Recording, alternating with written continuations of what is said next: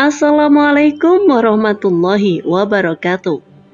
Pada video kali ini, Muslimah akan menceritakan sebuah kisah tentang ketika Nabi Ismail menceraikan istrinya karena hal ini.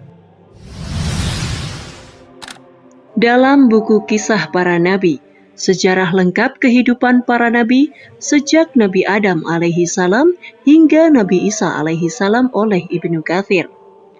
Nabi Ismail alaihi salam diketahui menikah pada usia muda. Ia mempersunting seseorang gadis dari kabilah Amalek. Namun, pernikahannya tersebut tidak berjalan mulus. Nabi Ismail harus menceraikan istrinya atas perintah sang ayah, Nabi Ibrahim alaihi salam. Nabi Ibrahim dikenal sebagai bapaknya para nabi. Sebab banyak dari anak-anak keturunannya yang diangkat Allah Subhanahu wa Ta'ala menjadi nabi dan rasul. Beliau juga dipanggil dengan sebutan Syekh Al-Anbiya yang artinya leluhur para nabi. Nabi Ibrahim diketahui memiliki 13 orang anak dari keempat istrinya. Meskipun begitu, Al-Quran hanya menyebutkan 2 nama anak saja, yaitu Ishak dan Ismail. Anak cucu Nabi Ishak ini nantinya akan menjadi nabi-nabi yang diutus kepada kaum Bani Israel. Sementara dari Nabi Ismail inilah nantinya akan lahir Nabi kita Muhammad SAW. Jauh sebelum masa kelahiran Rasulullah SAW, ketika itu Mekah adalah wilayah yang sangat tandus dan tak ada sumber air. Kala itu wilayah Mekah masih tak berpenghuni. Lalu, atas petunjuk dari Allah Subhanahu wa Ta'ala, maka pada suatu hari Nabi Ibrahim meninggalkan istrinya dan putranya yang masih bayi di tengah-tengah padang gurun tandus di wilayah Mekah. Saat itu, Nabi Ibrahim alaihissalam yaitu Siti Hajar membawa Ismail kecil tinggal di dekat Baitullah. Di tengah gersangnya Mekah kala itu, Allah Subhanahu wa Ta'ala pun mengaruniai air suci yang keluar dari perut bumi, yang kini disebut dengan nama Zamzam.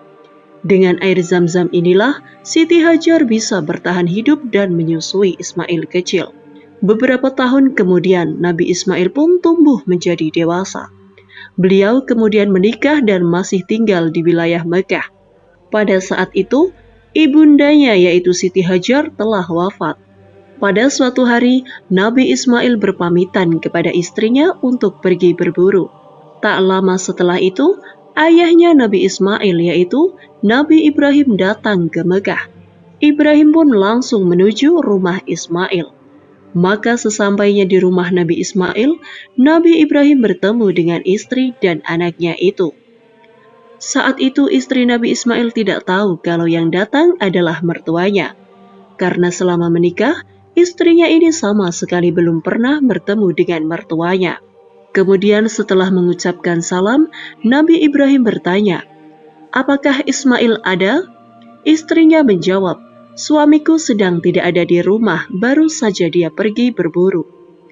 Nabi Ibrahim lanjut bertanya, "Lalu bagaimana kehidupan kalian berdua?" Istrinya menjawab, "Kami di sini hidup sangat miskin dan sulit mendapatkan makanan." Saat itu istrinya ini mengeluh tentang kehidupannya yang sulit bersama Ismail. Padahal dia tidak tahu bahwasanya orang yang ada di hadapannya adalah ayah suaminya atau mertuanya. Setelah istri Ismail ini selesai mengeluh, Nabi Ibrahim pun berkata, "Jika suamimu sudah pulang nanti, sampaikan salam dariku dan katakan padanya supaya dia mengganti palang pintu rumahnya." Singkat cerita, Nabi Ismail pun pulang ke rumahnya. Dia merasakan ada sesuatu yang berbeda. Lalu Nabi Ismail bertanya kepada istrinya, "Apakah hari ini ada tamu yang datang ke rumah kita?" Kemudian istrinya menjawab, "Oh iya, tadi ada orang tua yang datang ke sini. Dia bertanya tentang engkau dan kubilang engkau sedang pergi berburu. Pria tua itu juga bertanya tentang kehidupan kita. Dan kuceritakan padanya sesungguhnya hidup kita dalam kesulitan. Lalu dia menitip salam untukmu dan menitipkan pesan, katanya engkau disuruh mengganti palang pintu rumahmu." Nabi Ismail pun diam sejenak dan berkata, "Orang tua yang datang itu adalah ayahku, dan engkaulah yang dimaksud dengan palang pintu itu. Maka sekarang pulanglah engkau kembali ke orang tuamu." Nabi Ismail pun menceraikan istrinya. Beberapa tahun kemudian, Nabi Ismail pun menikah lagi dengan perempuan yang lain. Kali ini, Nabi Ismail menikah dengan wanita yang terkenal solehah di kota itu. Wanita itu bernama Sayyidah binti Muddad bin Amr al-Jurhumi. Kemudian di waktu yang lain, Nabi Ibrahim datang lagi ke rumah Ismail yang kebetulan juga Nabi Ismail saat itu sedang pergi berburu. Jadi beliau hanya bertemu dengan istrinya saja. Nabi Ibrahim pun bertanya tentang Ismail. Istrinya menjawab, "Suamiku sedang pergi berburu mencari nafkah untuk kami berdua." Lalu Nabi Ibrahim bertanya lagi, "Lalu bagaimana kehidupan kalian berdua?" Istrinya menjawab, "Kami selalu dalam keadaan baik-baik saja dan hidup kami penuh dengan kecukupan." Istrinya Ismail juga lalu memuji Allah Subhanahu wa Ta'ala. Nabi Ibrahim bertanya, "Apa makanan kalian?"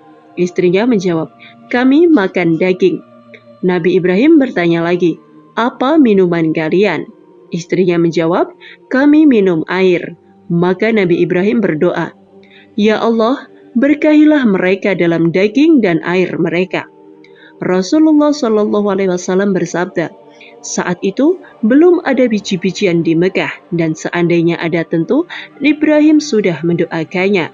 Lalu Rasulullah Shallallahu Alaihi Wasallam bersabda lagi, "Dan dari doa Ibrahim tentang daging dan air itulah tidak ada seorang pun selain penduduk Mekah yang mengeluh bila yang mereka dapati hanya daging dan air." Sambil berpamitan pulang, Nabi Ibrahim berpesan kepada istri Ismail, "Jika suamimu pulang nanti, sampaikan salamku padanya dan perintahkanlah dia supaya memperkokoh palang pintu rumahnya." Tak lama dari itu Nabi Ismail pulang dan bertanya kepada istrinya, "Apakah tadi ada orang yang datang ke sini?" Istrinya menjawab, "Iya, tadi ada yang bertamu ke sini.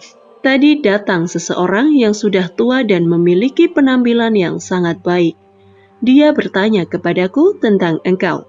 Maka ku bilang engkau sedang pergi berburu mencari nafkah. Lalu dia juga bertanya tentang keadaan hidup kita berdua. Maka ku jawab bahwa kita hidup dalam keadaan yang baik." Nabi Ismail bertanya, "Apakah orang itu menitipkan pesan untukku?"